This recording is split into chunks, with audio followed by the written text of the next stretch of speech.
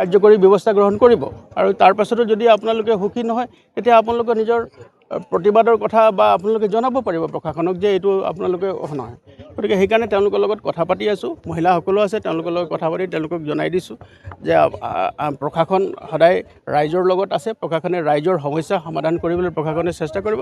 কিন্তু মুহূৰ্তত এইটো কথাই আমি কৈছোঁ যে কোনো পৰিস্থিতিত যাতে কোনো মানে আইন যাতে হাতত তুলি নলয় সেই কথাটো তেওঁলোকক কৈ দিছোঁ আৰু আইন হাতত তুলিলৈকে তেওঁলোকৰ বিৰুদ্ধে কঠোৰতম আইনগত ব্যৱস্থা লোৱা হ'ব।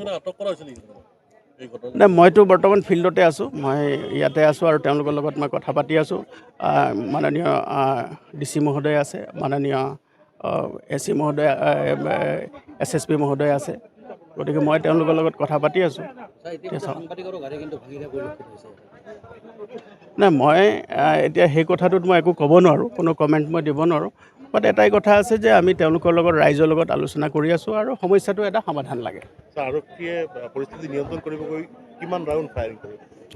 নাই, চাওক, এতিয়া বৰ্তমান পৰিস্থিতি নিয়ন্ত্ৰণাধীন আছে আৰু আমি তেওঁলোকে যদিও কৈ আছে যে বাৰে বাৰে কৈ আছে যে তেওঁলোকৰ ইয়াতে এতিয়া মানুহক এৰেষ্ট কৰিব লাগে, কিবা কৰিব লাগে, তেওঁলোকৰ দাবীবিলাক কৈ আছে।